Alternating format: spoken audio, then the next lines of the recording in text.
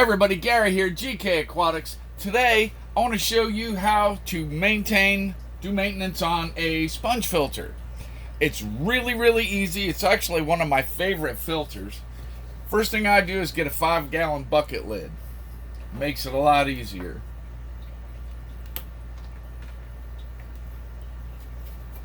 That. Pull this out. This makes it a little bit more difficult because of the thing going through there, but it's not bad. Some people like to put a bag underneath to catch all the stuff, because when you pull it out, some of the stuff that the filter has collected will fall off. I don't worry about it. It's not that much, and it'll suck it right back up. So anyway, I generally pull this out. I use the lid to catch the water. Pull it out real quick, just put it right up there. Pull the hose off. And there we go. I take it over to the sink, clean it. You can see all the stuff that it's collected. It's probably been, it looks terrible, but it really doesn't need it. This is a large pore sponge that I got at Aquarium Co-op. You can tell because of the green and everything, but this sponge is large course. It will collect and collect and collect stuff. You could probably run this thing for 6 months without changing it, or without cleaning it, and it still works. The main function of a sponge filter is biological filtration. It will catch gunk and all that stuff, but the main function is the biological filtration, which to me is more important. You can get the other stuff out when you do water changes and just siphon stuff off the bottom. Alright, so let's go over to the sink and I'll show you what I got. Alright, just set that right there. Now I have my sponge and all that. Uh-oh, I'm actually feeling something moving. There may be a fish in there. So. I see. Alright.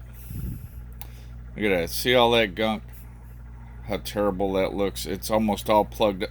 The air was running real low because of that. What happened was my air stone apparently fell off. My air stone fell off.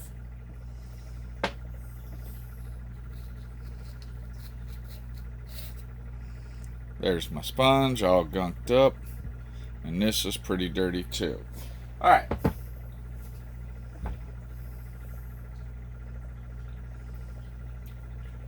This is so messed up. I am just gonna take that off of there, throw it away, and I'll put a new little piece of air tubing on there. Try to get all this off my hands. Let's just wash this. Can you see that? Yeah, a little bit. We'll wash this up. It doesn't have to be perfect. It really doesn't. Just get the big debris off of there.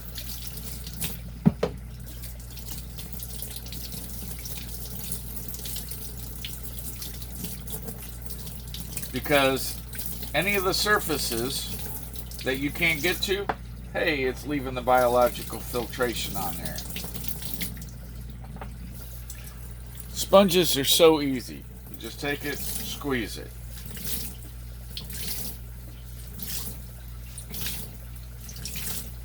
Oh, let me put a little caveat in here real quick. I have well water. It's average temperature, same temperature as my fish tanks, and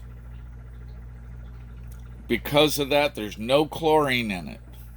Now, if you have city water, which most people do,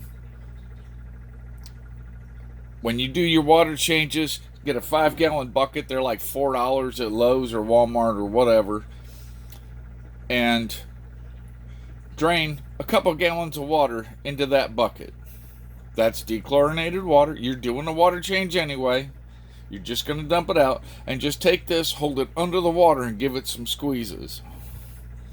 And that will keep you from killing the nitrifying bacteria that's in here. Hey, do me a big favor. Go down to the bottom and click the like button. Subscribe to my channel. You'll see more informational videos. I'm going to be putting out more here coming up. Hit the like button. Subscribe. Share the video on your social media, whether it be Facebook, Twitter, whatever. Go ahead and click the link and share my video with other people you think might find it interesting. It helps me out a lot. Alright, let's get back to this. See all that coming out? Yeah, look at that.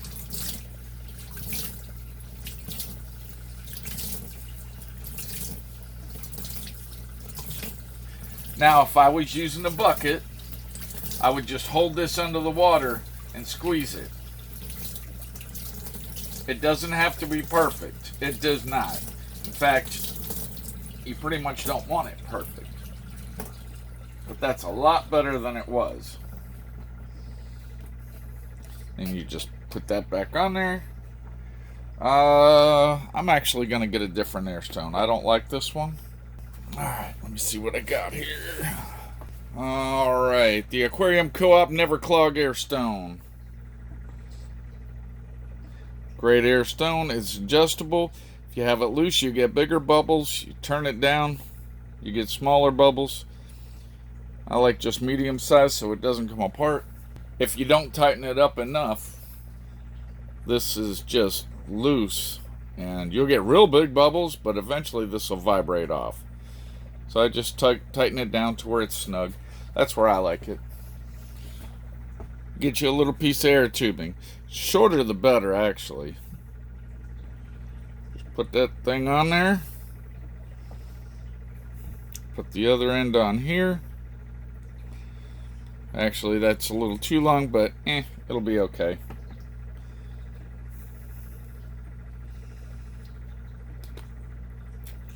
Put it back together till it snaps, and we're ready to go back in the tank. I'm going to take this, rinse it off.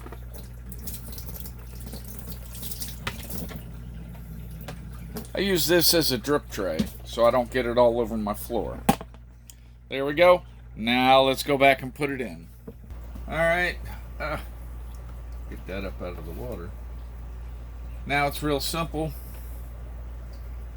Yeah, some stuff will come off and it'll go in the tank, and that's terrible, but it's really not. Alright, now this part, let me start over again. This part here is easier if you take just the tube off. Leave this part on, just take the tube off.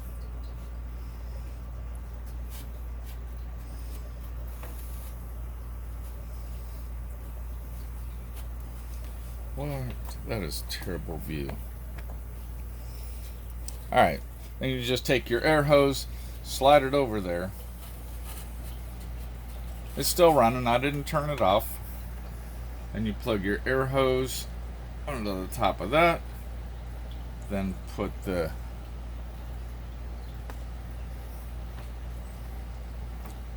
back together. Now you got the whole thing with the air hose connected, and you just stick it back in there, drop it down.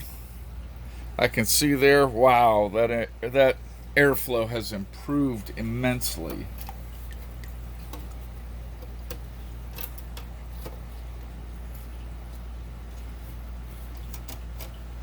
And then just put the lid back on.